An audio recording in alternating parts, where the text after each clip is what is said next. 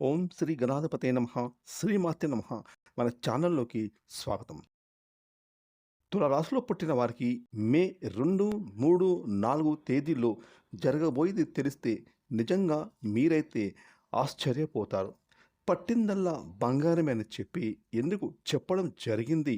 అంతేకాకుండా తులారాశి వారు ఈ వీడియోని ఒంటరిగా మాత్రమే చూడండి. అసలు మీకైతే బ్రహ్మం గారి కాలజ్ఞానం ప్రకారం ఏ విధంగా జరగబోతుంది? ఎందుకంటే మన నుదిట రాతను రాసింది ఆ బ్రహ్మదేవుడైతే కాలజ్ఞానాన్ని రాసింది మాత్రం వీరబ్రహ్మం గారు. ఇక బ్రహ్మం గారు ఏది చెప్తే అది ఖచ్చితంగా జరుగుతుంది. ఇక వీడియోలోకి వెళ్ళే ముందు ఈ వీడియోకి ఒక చిన్న లైక్ ఇవ్వండి. మీరిచ్చే ఒక లైక్ మరికొంతమంది తులారాశి వారికి ఈ వీడియో రీచ్ అయ్యే అవకాశం అయితే ఉంటుంది. ఇక ఆలస్యం చేయకుండా వీడియోలోకి వెళ్ళిపోదాం. ఈ యొక్క తులారాశి వారు ఎప్పుడు కూడా మొదటి స్థానంలో ఉండటానికి ఎక్కువగా ఇష్టపడుతూ ఉంటారు. ఇక మీరు మొదటి స్థానంలో ఉండడం కోసం వారి యొక్క తెలివితేటలను, వారి యొక్క ఎఫర్ట్స్‌ని మొత్తాన్ని కూడా అన్ని పనుల్లో అంటే వీరు చేసే ప్రతి ఒక్క పనిలో కెరియర్ పరంగా, వృత్తి, ఉద్యోగం, వ్యాపార రంగాలలో ఏ పనిలో ఉంటే ఆ పనులలో పెడతారని ఈ తులారాశి వారు చెప్పుకోవచ్చు. ఇక ఈ తులారాశిలో పుట్టిన వారు ఎప్పుడు కూడా వారి కాళ్ళ మీద వాళ్ళు నిలబడతారు. అంటే సొంతంగా మేమేదైనా పని చేసుకోవాలి. ఒకరి కింద మేము ఎప్పుడు కూడా బానిసలాగా పని చేయకూడదు. అలాగే ఒకరి దగ్గర చెయ్యి చాపి దేహి అని అడుక్కోకూడదు.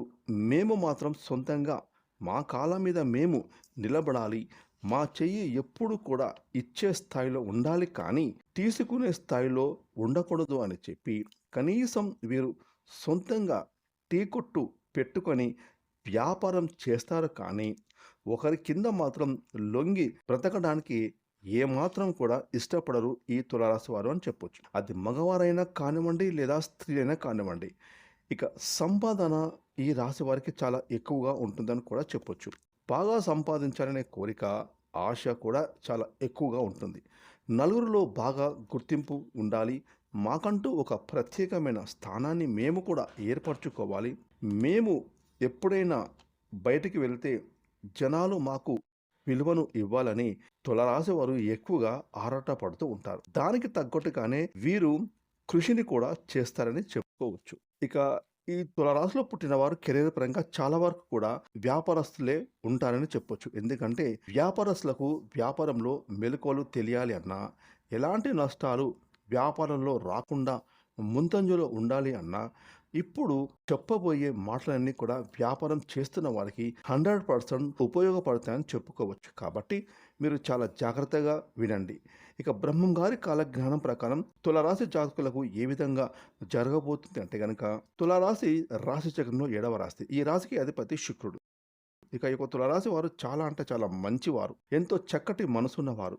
ఎదుటి వారికి ఎట్టి పరిస్థితిలో కూడా కీడు చేయాలని అస్సలు అనుకోరు. ఇక ఎదుటి వారి వల్ల వీరికి ఏదైనా చెడు లేదా హాని జరిగినా కూడా ఎంతో సహనంతో, ఓర్పుతో ఆ బాధని తమ మనసులో అనుభవిస్తారే తప్ప ఎదుటి వారి మీద రివెంజ్ తీసుకోవాలని కలలో కూడా అనుకోరు. అటువంటి గొప్ప మనసున్నవారు ఈ తులారాశి వారని చెప్పుకోవచ్చు.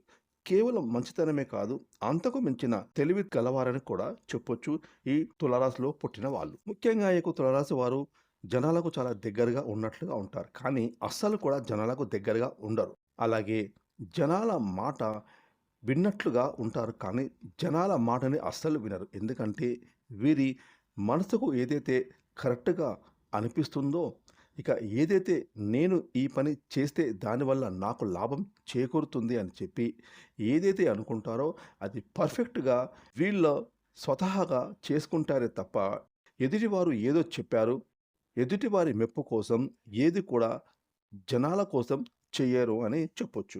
ఇక ఈ యొక్క తులారాశి వారికి కొంచెం స్వార్థం ఎక్కువగా ఉంటుందని కూడా చెప్పొచ్చు. స్వార్థం అనేది ప్రతి మనిషికి కూడా ఉంటుంది. కానీ ఈ యొక్క తులారాశి వారికి స్వార్థం ఏ రకంగా ఉంటుంది అంటే గనక బయట జరిగిన విషయాలు బయటనే మర్చిపోతారు. ముఖ్యంగా ప్రత్యేకించి వీరి కుటుంబం కోసం ఎక్కువ సమయాన్ని కేటాయిస్తారు. కుటుంబం కోసం ఎక్కువగా ఆలోచిస్తూ ఉంటారు. ఏదైనా కానీ తమ కుటుంబం తర్వాతనే అని అనుకుంటారు. కాబట్టి తులారాశి వారికి కుటుంబం కోసం కొంచెం స్వార్థం ఎక్కువ. కుటుంబం కోసం పరితపిస్తూ ఉంటారు. కుటుంబం తర్వాతనే ఫ్రెండ్స్, రిలేటివ్స్, బిజినెస్ పార్ట్నర్స్, కుటుంబం తర్వాతనే అని చెప్పి ఆలోచిస్తూ ఉంటారు. తులరాశి వారికి సహాయం చేసే మనసు కూడా ఎక్కువగా ఉంటుంది. సమాజంలో తమ కుటుంబానికి ఒక ప్రత్యేకమైన విలువను ఇవ్వడానికి ఎక్కువగా వీరు ఆరాటపడుతూ ఉంటారు. ముఖ్యంగా వీరి యొక్క ఫ్యామిలీతో మంచి బాండింగ్ అనేది ఎక్కువగా ఈ రాశివారు పెంచుకుంటూ ఉంటారు. ఇక ఈ యొక్క తులారాశి వారికి ఈ మే 2, 3, 4 3 రోజుల విషయానికి వస్తే గనక ఈ 3 రోజులు కూడా వీరికి ఎంతగానో కలిసి వచ్చే అనుకూలంగా రోజులు అని చెప్పుకోవచ్చు. ఇక కొత్తగా తులారాశి వారు మే నెలలో అడుగుపెడుతూ ఉన్నారు కాబట్టి మే మాసంలో ఈ తులారాశి వారికి వృత్తిపరంగా, ఉద్యోగం పరంగా, వ్యాపారం పరంగా చిన్న పెద్ద ఏ బిజినెస్ అయినా కానీ ఎంతగానో అనుకూలంగా కలిసి రాబోతుంది. ఎటువంటి నష్టాలు, ఎటువంటి కీడు, ఎలాంటివి పోగొట్టుకోవడాలు ఇలాంటివి ఏవి కూడా ఉండవు. వీరికి పెట్టుబడులు కూడా చాలా లాభదాయకంగా ఉండబోతూ ఉన్నాయి. ఉద్యోగంలో వీరు కష్టపడేటటువంటి మనస్తత్వం వల్ల పై అధికారుల చేత ఈ రాశివారు ప్రశంసలు కూడా అందుకుంటారు. ఇక బిజినెస్‌లో ముందు వరుసలో ఉంటారు. లాభాలు అందుకుంటారు అని కూడా చెప్పొచ్చు. ఇక కుటుంబం విషయానికి వస్తే భార్యాభర్తల మధ్య మంచి అనుకూలత ఉంటుంది. కాకపోతే అప్పుడప్పుడు వీరికి చిన్న చిన్న మిస్‌అండర్‌స్టాండింగ్స్ వస్తాయి. కానీ అన్నిటిని తెలుసుకొని మళ్ళీ ఒకటవుతారని చెప్పొచ్చు. ఎందుకంటే ఈ యొక్క తులారాశి వారికి తమ జీవిత భాగస్వామికి ఎక్కువ విలువనిస్తారు. అది స్త్రీలైనా, పురుషులైనా కానివ్వండి. కాబట్టి ఎటువంటి సమస్యలు ఉండవు. ఇక సంతాన పరంగా కూడా వీరికి చాలా అనుకూలంగా ఉంటుంది. సంతానం విషయంలో చాలా బావుంటుందని చెప్పుకోవచ్చు. ఇక ఈ రాశి వారి తల్లిదండ్రుల ఆరోగ్యం విషయానికి వస్తే వీరికి ఆరోగ్యం చక్కగా అనుకూలిస్తుంది. ఎటువంటి అనారోగ్య సమస్యలు అనేవి వీరిని బాధించవు. ఇక ప్రేమికుల విషయానికి వస్తే ప్రేమికులు ఎవరైతే ఉన్నారో వారి ప్రేమ జీవితం కూడా చాలా అనుకూలంగా ఉండబోతుంది. థైరాయిడ్, పీసీఓఎస్, పీసీఓడి ప్రాబ్లమ్స్‌తో సఫర్ అయ్యే వాళ్ళు కొంచెం రెగ్యులర్‌గా మెడికల్ చెకప్‌కి వెళ్ళండి. మంచిగా పౌష్టికాహారం తినండి. అంటే కాయగూరలు, ఆకుకూరలు, పండ్లు ఇలాంటివి తీసుకోండి. సమయానికి మందులు క్రమం తప్పకుండా వేసుకోండి. అలాగే క్రమం తప్పకుండా వ్యాయామం కూడా చేసుకుంటూ ఉండండి. ఖచ్చితంగా మీకు సంతానం అయితే కలుగుతుందని చెప్పుకోవచ్చు.